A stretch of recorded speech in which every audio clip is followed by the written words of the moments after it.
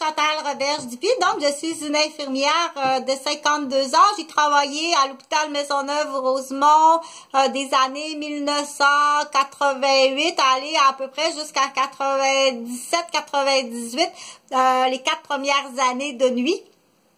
Donc, si tu me voyais partir à 3 heures de ma couche, je me rendais, non, si tu me voyais partir à 11 heures le soir de ma couche, de chez mes parents au 1275 la rue de J-Wood, parce qu'il faut calmer beaucoup de raptors, ok? Puis j'invite les filles, les petits modèles comme Chantal, hein, de faire pareil, parce que des fois, on ne sait pas, puis tu dis, ben voyons donc, qu'est-ce qui se passe donc? Des fois, on sait pas, puis il y a des raptors autour de nous, puis il faut calmer les raptors, ok?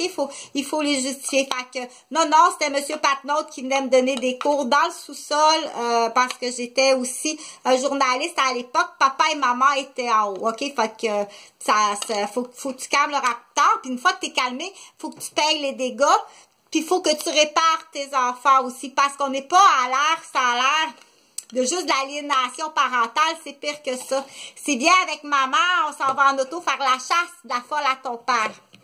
Là, je vous avais demandé de faire vos devoirs à Noël puis au jour de l'an. J'espère que vous les avez fait parce que c'est vraiment ça, là. Ils sont rendus là, OK? Venez-vous-en, on va aller faire la chasse de la folle à votre père. Ou venez-vous-en, on va aller faire la chasse, tu comprends-tu? Puis elle fait pas juste la face, elle endommage énormément ses enfants. Non, j'ai jamais fait ça avec mes fils. J'ai jamais soupçonné d'ailleurs que Jean-François me trompait à l'époque que j'étais avec mes enfants. Mais peut-être que c'était pire que ça, de toute façon. Mais à l'époque que j'étais avec Jonathan, Jean-Frédéric et Jean-François, qu'on vivait en famille au 189 rue Maisonneuve à Rosemère au Canada, je n'ai jamais soupçonné mon conjoint de me tromper. Parce qu'on est ce qu'on dit, Chantal, le cœur de porcelaine, ne peut pas comprendre que quelqu'un peut mentir, trahir ou planifier d'avance une telle saleté. Si tel est le cas, mais il faut quand même arriver avec la liste de questions. Tu sais, est-ce que c'était prévu une mère porteuse hypocrite non payée à détruire après coup, tu sais? Parce que ça peut ressembler à ça, parce qu'il me semble bien que... Donc... Fait que, pour en revenir à l'époque, en 68, sans doute en 88, que je travaillais de nuit, à l'hôpital Maisonneuve-Rosemont à Montréal, au Canada. Donc, je partais chez mes parents en voiture pour aller travailler. Et le samedi matin, je travaillais à temps complet de nuit le samedi matin, donc une fin de semaine sur 2.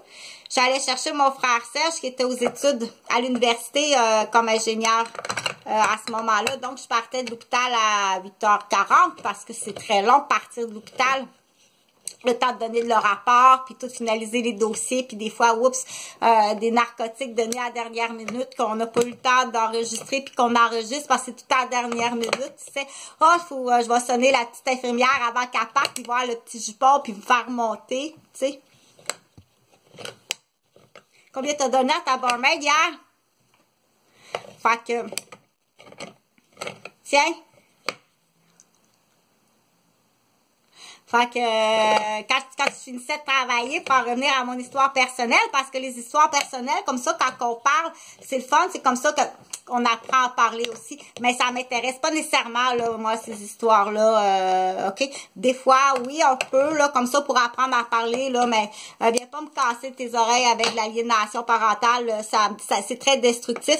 Mais, comme j'ai dit, la nouvelle génération, c'est pire que ça. Si on embarque dans l'auto, on va aller faire une ride, il faut aller trouver la folle à votre père. Puis si c'est comme ça pendant des années, c'est épouvantable ce que tu fais à tes enfants. Comme je t'ai dit, je t'avais donné des devoirs à faire pour Noël. J'espère que tu as pogné tes couilles et tu as questionné ta femme ou ton ex. As-tu fait ça?